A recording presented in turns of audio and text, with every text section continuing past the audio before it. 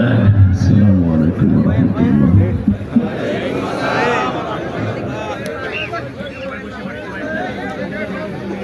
أعوذ بالله من الشيطان الرجيم.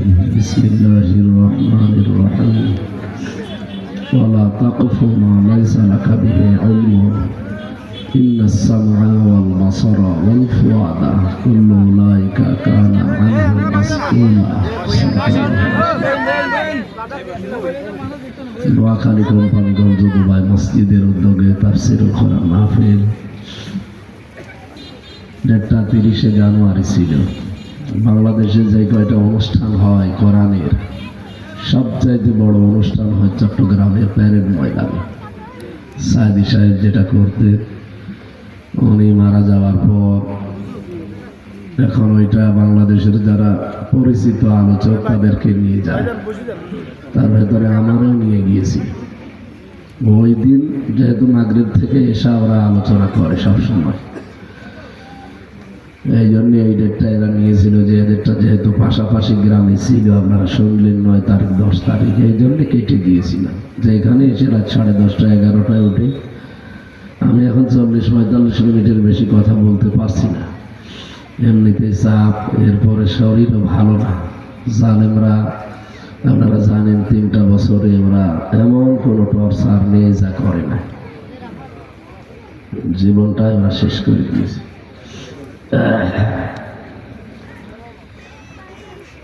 হিসাবে এখন এই যে 8-9 দিন প্রায় অসুস্থ। এখন তো আমার হাসপাতালে পড়ে থাকার কথা। 102-3 ডিগ্রি করে জ্বর শরীরে। এরপরও আপনাদের কথা চিন্তা করে আসা লাগে। আমি কথা বলতেও পারি না, কণ্ঠ এবং বুক এত ব্যথা।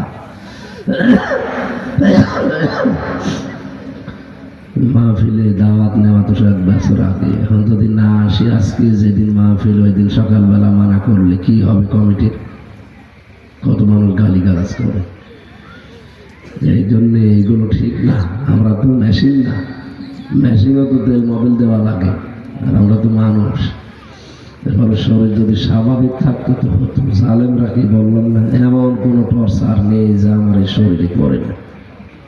সব করেছি, ওদের যা ছিল সব ব্যয় করেছিল। তারপরও আমার মুখ থেকে না মিথ্যা কথা আমি বলতে পারবো না। ওদের কথা মতো মেনে নিলে ওই সময় আমি ওলামা লীগের সেক্রেটারি হয়ে যেতাম কুষ্টিয়া ভার্সিটির। আর আমার 3 বছরে ফাঁসির কন্ডেম সেলের ভেতরে থাকা লাগতো না, 3 দিনেই বের হয়ে চলে আসতাম। আর আমার দাপট থাকতো কি বলেন তো, একটা ভার্সিটির সরাসরি হাসিনার সাথে আমার একেবারে সাক্ষাৎ হয়ে যেত। ওরা সব করে দিত। গোয়েন্দা বিভাগের যারা ওই সময় ছিল দায়িত্বে, সব বলেছিল যে আপনি শুধু এই মিথ্যা কথাগুলো বলবেন ম্যাজিস্ট্রেটের কাছে, না এইগুলো বলা হবে না, আপনি যা ভাল লাগে করেন। ওরা শেষ পর্যন্ত আমার বউ তুলে নিয়ে আসবে এইটাও বলেছে। আমি এমনি ছোট মানুষ, কি ইমানই আমার আছে বল। তারপর আমার শরীর চলে না, আর আমার উপর যদি এই টর্চার করে আমি যে টিকে আছি, এই তো ভালো। ডাক্তার বলছে 4-5 দিন একেবারে এই কথা বন্ধ করে দিন, গলার রগগুলো ফুলে গেছে। 5-6 দিন কথা একবারে বন্ধ করে দিন, আস্তে আস্তে এগুলো আবার স্বাভাবিক হবে। এর উপরে আবার চাপ দেবেন, আবার এটা আরো নষ্ট হবে। এমন অবস্থা হবে সেসব কথা বলতে হবে। দেখো কি করে মানা করি বলে। আজকে যে কোম্পানিগঞ্জে মাহফিল চর ফকিরা, এটা 1 বছর আগে জেল থেকে বের হওয়ার সময় নেওয়া। আমার এখন যা অবস্থা বলেন, এ কি মাহফিলে যাওয়ার মতো? এখন যদি ওদের কল দিয়ে বলে যে আমি আসতে পারলাম না, জনগণ ওদেরকে পিটাবে না? তা আমি কি করবো? আপনাদের বিবেকে কি বলেন? এখন ওখানে যাবো যে 1-1.5 ঘন্টা কথা বলা আমার সম্ভব? গলা দিয়ে কথাই বেড়াচ্ছে না। এখন গেলেও সমস্যা। কালকে গিয়েছিলাম ফেনী, যাওয়ার পরে বসে কিছু বলা লাগবে না, শুধু দেখা করো। তাও 1 ঘন্টা চালিয়েছে। আমার আধা ঘন্টা হওয়ার পর বলছে আমি আর কথা বের করতে পারছি না, আমি মোনাজাত করে দিই। বলছে না চালা, আপনি মরে যান, এই যে চালা, এই একটা কথা হইল। সারা দেশে একই অবস্থা। আপনারা জানেন আমি একটা গ্রুপে চাকরি করি, আকিস গ্রুপ। তাদের আমি ক্ষতি। তো তাদের কথা তো আমি যার আন্ডারে আছি তার মালিকের কথা শোনা লাগবে না, না তো আমার চাকরি থাকবে? এখানে এই যে নোয়াখালী পণ্ডিতের হাট আছে না, ওখানে একটা মাহফিল ছিল 2 তারিখে। ওই দিন আকিজ গ্রুপে বাংলাদেশে তো বললাম যে বড় বড় অনুষ্ঠান যদি 5টা হয়, চট্টগ্রামে প্যারেড ময়দানে একটা, পাবনা দারুল আমান ট্রাস্টের একটা, সিলেট আলিয়া ময়দানের একটা, আর আকিজ গ্রুপের একটা, খুলনা পুরা বিভাগ মিলে। এর উপরে এই দেশে কোরআনের অনুষ্ঠান হয় না। তাদের 4-5 কোটি টাকা করে খরচ, আপনাদের পুরা গ্রাম কিনে ফেলা যাবে। এখন আমার নিজের মালিক, আমি যদি বলে না স্যার ওসব আমি পারবো না, আমার তারপরে সপ্তাহে চাকরি থাকবে। এই জন্য বাধ্য হয়ে আপনাদের এই দুবাই মসজিদ না কি যেন এই পণ্ডিতের হাত মসজিদের পরে করে দিব।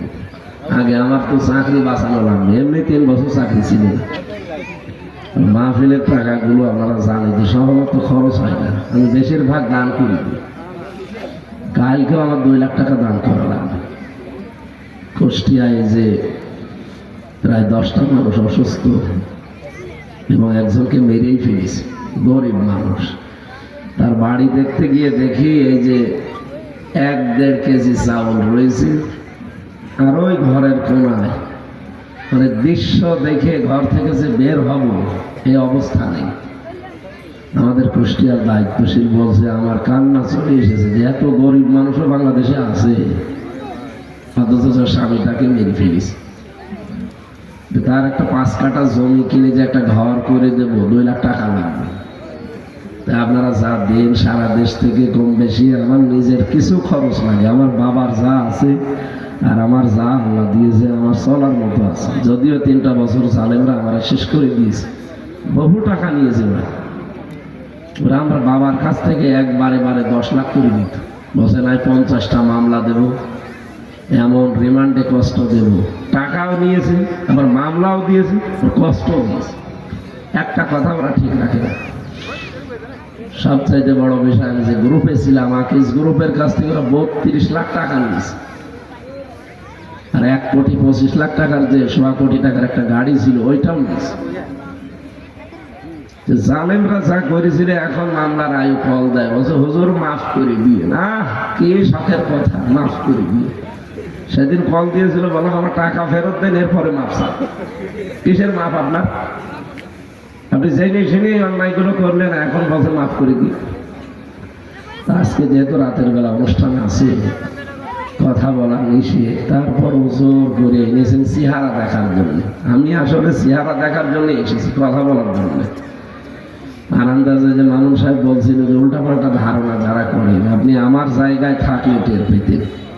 3টা বছর ওরা তোমার খাবারই দেয়নি, যা খাবার দিত না খাওয়ার মতো। তারপরও মাওলানা মামুনুল হক আমার সাথে ছিল, এ কারণে আমি বহু সাপোর্ট পেয়েছি তার কাছ থেকে। নয়তো আমার লাশ বের হতো, যত রোগ হয়ে গিয়েছিল শরীরে, বের হয়ে আপনাদের এই চেহারা দেখার মতো না। কত মানুষ আমার সামনে মরে গেছে।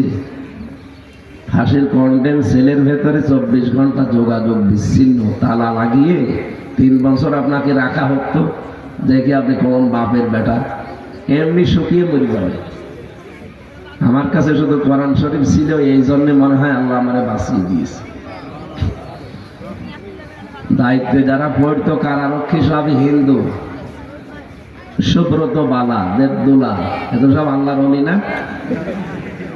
এদের কাছে যদি বলতাম যে ভাই একটা বই এনে দে, বই দিত। বঙ্গবন্ধুর আত্মজীবন, ছাতা পড়ে আমি কি করবো? ওর জীবনী পড়ে আমার কোনো লাভ আছে? যদি রাসূলুল্লাহর জীবনী দিত, তাও পড়লে একটা কাজ হইতো, ওয়াজ করে খেতে পারতাম। আর ওর জীবনী পড়ে কি ওয়াজ করা যাবে? দ্বিতীয় দিন বই চালাম, দিলীয় বঙ্গবন্ধুর সিন সফা, ঘন্টা ভেতরে যাই কথা। ভালো বই নিয়ে আসতে পারেন না? ঠিক আছে, আগামী সপ্তাহে ভালো বই নিয়ে এসেছি। এই দিন আবার পড়েছি দেবদুলা, ও নিয়ে এসে দিল বঙ্গবন্ধুর সাইডে বেলা।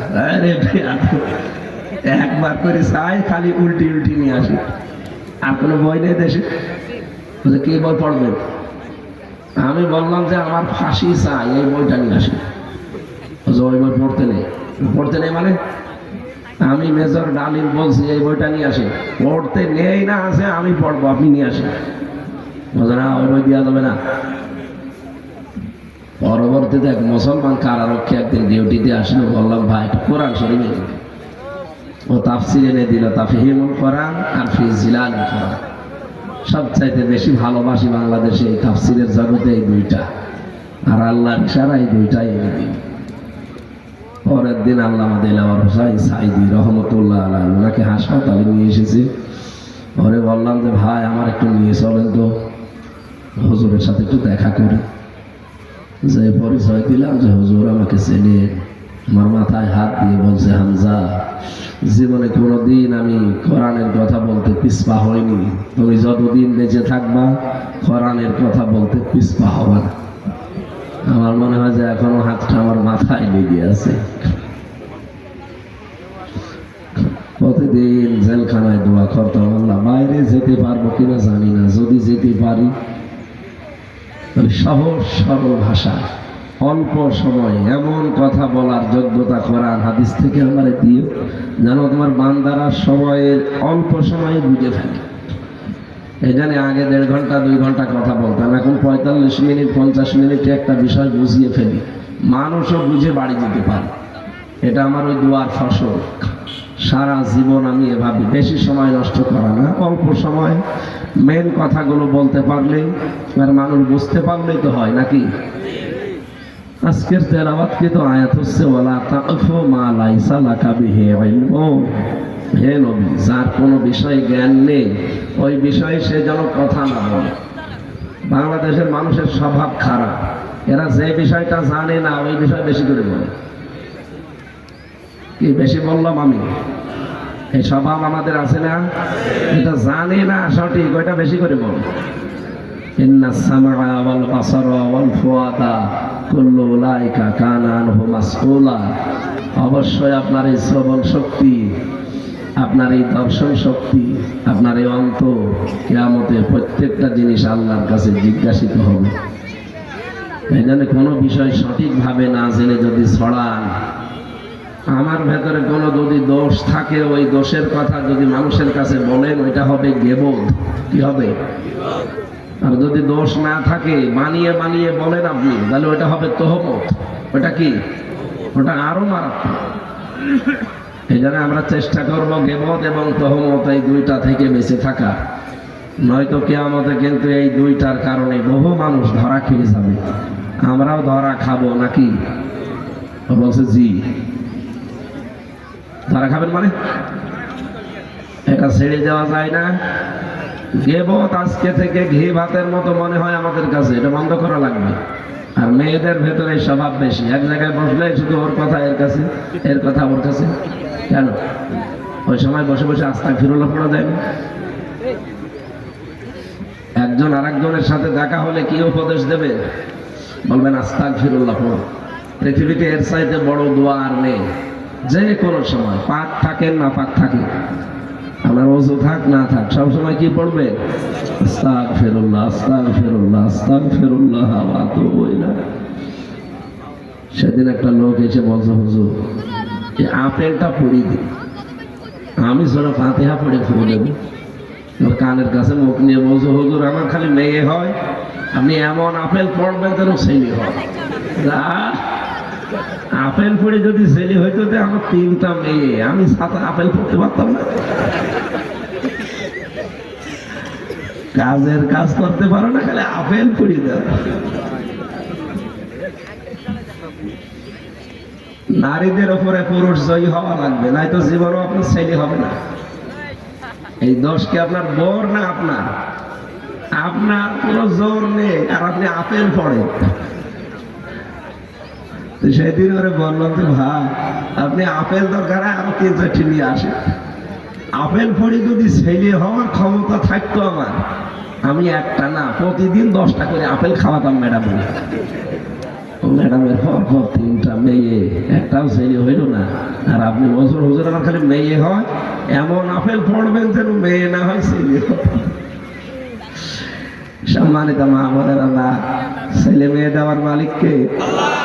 আমাদের জাতির পিতা ইব্রাহিম 86 বছর পর্যন্ত বিয়ে করার পরও সন্তান হয়নি। কত বছর? আপনি পারবেন ধৈর্য ধরতে? কত মাজারে, কত বাবার দরবারে চলে যেতে। 86 বছর।